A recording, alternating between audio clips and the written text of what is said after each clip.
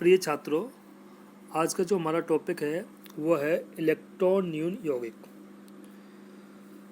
कुछ तत्व ऐसे हैं जैसे लिथियम, बेरिलियम, मैग्नीशियम आदि जो इस प्रकार के यौगिक बनाते हैं जिनमें संयुक्ता कक्षकों की तुलना में इलेक्ट्रॉनों की संख्या कम होती है तथा ये यौगिक संयुक्ता इलेक्ट्रॉन का उपयोग करने के पश्चात भी इनका अष्टक पूर्ण नहीं हो पाता है। ये यौगिक इलेक्ट्रॉन न्यून यौगिक कहलाते हैं। इनमें 2 कार्बन 2 इलेक्ट्रॉन बंद पाए जाते हैं। ये यौगिक इन सेतुओं के आधार पर निम्न 2 प्रकार के होते हैं। इलेक्ट्रॉन न्यून यौगिक वो यौगिक होते हैं जिनमें संयुक्ता कोश में इलेक्ट्रॉनों की संख्या कम होती है और यह संयुक्ता कोश के इलेक्ट्रॉनों का भी उपयोग करने के पश्चात भी इनका अष्टक पूर्ण नहीं हो पाता है। इलेक्ट्रॉन न्यून यौगिक कहलाते हैं। इनकी जो संरचना होती है उस संरचना के आधार पर इनको 2 भागों में विभाजित किया गया है, जिसमें पहला है 3 कार्बन 2 इलेक्ट्रॉन युक्त यौगिक और दूसरा है बहुकेंद्र 2 इलेक्ट्रॉन युक्त यौगिक। 3 कार्बन 2 इलेक्ट्रॉन युक्त यौगिक बेरिलियम तथा एल्यूमिनियम के कार्बधातुक यौगिक क्रमशः बहुलक तथा द्विलक होते हैं। इसमें प्रत्येक एल्यूमिनियम से 2 अंतस्थ मैथिल तथा 2 समूह सेतु जुड़े होते हैं। जो इस प्रकार के यौगिक होते हैं उनके 2 उदाहरण हैं, एक तो बेरिलियम है और दूसरा एल्यूमिनियम है। इन दोनों की संरचना से देखने से आपको स्पष्ट हो रहा है कि इसमें जो एल्यूमिनियम है उसमें जो टर्मिनल है, जो टर्मिनल का मतलब बाहर वाले जो एल्यूमिनियम से जो टर्मिनल मैथिल समूह जुड़े हुए हैं और जो ब्रिज है वहाँ पर 2 मैथिल समूह जुड़े हुए हैं। एल्यूमिनियम से 2 तो टर्मिनल और 2 ब्रिज के रूप में मैथिल समूह जुड़े हुए हैं, जो इसकी संरचना है। बेरिलियम और एल्यूमिनियम दोनों की संरचना दे रखी है, दोनों की समान ही संरचना है। इस प्रकार के यौगिक में 3 कार्बन 2 इलेक्ट्रॉन युक्त यौगिक कहलाते हैं। नीचे दूसरा जो दे रखा है वो है बहुकेंद्र 2 इलेक्ट्रॉन बंध युक्त यौगिक। इस प्रकार के यौगिक मैथिल या एथिल लिथियम की संरचना की पुष्टि की जा चुकी है। दोनों ही यौगिक चतुर्लक या टेट्रामर बनाते हैं। इनका सामान्य सूत्र R4 लिथियम 4। R का मतलब है मैथिल या एथिल समूह। इसकी संरचना नीचे दे रखी है। 4 और लिथियम हैं, उसके प्रिज्म के चारों कोनों पर स्थित हैं और वह मैथिल या एथिल समूह से जुड़े हुए हैं। R का मतलब मैथिल भी हो सकता है और एथिल भी हो सकता है। इस प्रकार इलेक्ट्रॉन न्यून यौगिक 2 प्रकार के 3 कार्बन 2 इलेक्ट्रॉन युक्त यौगिक या बहुकेंद्र युक्त यौगिक होते हैं। चौथे प्रकार के कार्बधातुक यौगिक हैं वो है विस्थानित इलेक्ट्रॉन बंध युक्त यौगिक। साधारण संक्रमण तत्व इस प्रकार के कार्बधातुक यौगिक बनाते हैं। इन यौगिकों के असंतृप्त कार्बनिक समूह जैसे एल्कीन एरोमेटिक वलय के पाई इलेक्ट्रॉन का अब्र धातु के रिक्त कक्षक से अतिव्यापन करता है। ये जो हैं डीलोकलाइज्ड पाई इलेक्ट्रॉन बॉन्ड्स जो यौगिक हैं, इनमें क्या होता है कि असंतृप्त समूह एल्कीन होती है या एरोमेटिक होते हैं। इनके जो पाई इलेक्ट्रॉन होते हैं वो धातु के रिक्त कक्षकों के साथ अतिव्यापन करते हैं तथा साथ ही धातु के पूर्ण भरे हुए डी कक्षक व कार्बन के रिक्त विपरीत बंधी कक्षकों के मध्य अतिव्यापन डी पाई पी पाई होता है। इस प्रकार के बंध में द्विबंध के गुण आ जाते हैं और इन यौगिकों को पुनः 2 भागों में वर्गीकृत किया गया है।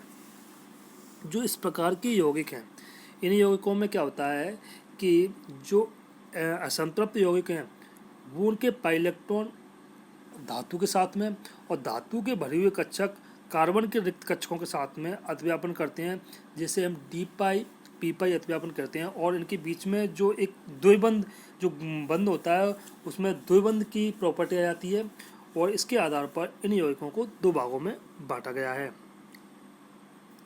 पहला जो हमारा है यौगिक है वो है ओलिफिन तथा एसिटिलीन यौगिक। ओलिफिन ये तथा एसिटिलीन यौगिक एथिलीन व PtCl4 की अभिक्रिया से ये यौगिक प्राप्त होते हैं। इसकी ज्यामितीय समतलीय वर्गाकार होती है। यह एक डाईहेप्टो यौगिक है जिसमें CH2 अणु के पाई इलेक्ट्रॉन धातु के साथ बंध बनाते हैं। मैंने पहले बताया था कि एल्कीन या एरोमेटिक समूह के पाई इलेक्ट्रॉन धातु के साथ में तथा धातु के भरे हुए कक्षक कार्बन के साथ में अतिव्यापन करके एक डबल बॉन्ड का निर्माण करते हैं या एक द्विबंध के गुण आ जाते हैं। इस प्रकार के यौगिक हमारे डीलोकलाइज्ड पाइलेक्ट्रॉन यौगिक कहलाते हैं, जिसमें पहला उदाहरण है हमारा ओलिफिन तथा एसिटिलीन यौगिक। ये एसिटिलीन, एथिलीन व PtCl4 - की अभिक्रिया से इस प्रकार के यौगिक प्राप्त होते हैं जो वर्गाकार ज्यामिति के होते हैं, और ये इनको बोलते हैं हम डाईहेप्टो यौगिक कहते हैं, जिसमें एक एथिलीन अणु के पाई इलेक्ट्रॉन धातु के साथ बंध बनाते हैं। नीचे जो संरचना दे रखी है जिसमें PtCl3 और जो एथिलीन है उसके साथ में बॉन्ड का निर्माण होता है।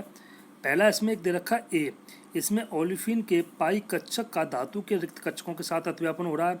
फिर धातु के पूर्ण भरे हुए कक्षक कार्बन के विपरीत बंधी रिक्त कक्षकों के साथ में अतिव्यापन करके डी पाई बी पाई अतिव्यापन होता है और मेटल लिगेंड बॉन्ड का निर्माण होता है। तो इस प्रकार से एक ओलिफिन्स की या एसिटिल यौगिकों की ये संरचना है जो आपको इसमें दिखाई दे रही है। नेक्स्ट जो हमारा है डीलोकलाइज्ड पाई इलेक्ट्रॉन बॉन्ड में जो आता है वो है हमारा सैंडविच यौगिक। सैंडविच यौगिक का मतलब नाम से स्पष्ट हो रहा है कि सैंडविच यौगिक अनेक संक्रमण धातुएं इस प्रकार की यौगिक बनाती हैं। इन यौगिकों में धातु परमाणु अथवा आयन दो एरोमेटिक वलय संरचनाओं के मध्य स्थित रहता है। इस प्रकार जैसे आपको इस सिंपल भाषा में आपको बताता हूँ मैं, जिस प्रकार के डबल रोटी के सैंडविच में दो डबल रोटी के बीच में जिस प्रकार से सलाद स्थित होता है, अपन सलाद लगाते हैं, खीरा लगाते हैं, प्याज लगाते हैं, उसी प्रकार से यह यौगिक एक सैंडविच की तरह होते हैं। इसका जो हमारा पहला उदाहरण है वो है फेरोसिन। फेरोसिन जो हमारा इसका पहला उदाहरण है, ये नीचे रिएक्शन दे रखी है, इस रिएक्शन से हमें फेरोसिन प्राप्त होती है। इस फेरोसिन में 5 मेंबर रिंग के बीच में आयरन इस तरह एक सैंडविच के रूप में होता है। फेरोसिन की संरचना में साइक्लोपेंटाडाइनिल वलयों के मध्य आयरन बंधित रहता है और ये एक सैंडविच के रूप में स्थित होता है। इसके अन्य उदाहरण भी हैं जैसे क्रोमियम भी है, रुथेनियम भी है, ये भी एक सैंडविच यौगिक का निर्माण करते हैं। तो जो हमारा आज का जो कार्बोधात्विक यौगिक है, उस कार्बोधात्विक यौगिकों में जो इलेक्ट्रॉन न्यून यौगिक और उसके बाद डीलोकलाइज्ड युक्त यौगिक, ये दोनों ही यौगिक हैं, दोनों ही यौगिक इस प्रकार का निर्माण करते हैं। और ये भी दो तरह के होते हैं, 3 कार्बन 2 इलेक्ट्रॉन युक्त यौगिक और बहुकेंद्र युक्त यौगिक। इसके बाद ये हमारे डीलोकलाइज्ड यौगिक हैं, इलेक्ट्रॉन बंधे यौगिक हैं, ये भी 2 तरह के होते हैं, ओलिफिन एसिटिलीन यौगिक और सैंडविच यौगिक। इसमें से जो एग्जाम्पल हमारा पूछा जाता है वो एग्जाम्पल यही पूछा जाता है कि आप एक तो आपसे ओलिफिन और सैंडविच यौगिक ये अक्सर एग्जाम में पूछे जाते हैं, इनकी हमें अच्छे से तैयारी कर लेनी चाहिए। जो आज के इसके बाद हमारा जो नेक्स्ट टॉपिक है वो आता है फिर हमारा कार्बोधात्विक यौगिकों का महत्व, कि जो कार्बोधात्विक यौगिक होते हैं उनका क्या क्या महत्व है, जैसे औषधि के रूप में क्या क्या उपयोग किया जाता है, कृषि विज्ञान में क्या क्या उपयोग किया जाता है, उद्योगों में क्या उपयोग किया जाता है, उत्प्रेरक के रूप में क्या उपयोग किया जाता है, कार्बन यौगिकों के संश्लेषण में क्या उपयोग किया जाता है, रिसर्च में क्या उपयोग है। ये सारे जो उपयोग हैं कार्बोधात्विक यौगिकों के जो उपयोग हैं वो हम पढ़ेंगे, आपको नेक्स्ट क्लास में पढ़ाएंगे कि इनके क्या क्या उपयोग हैं। धन्यवाद।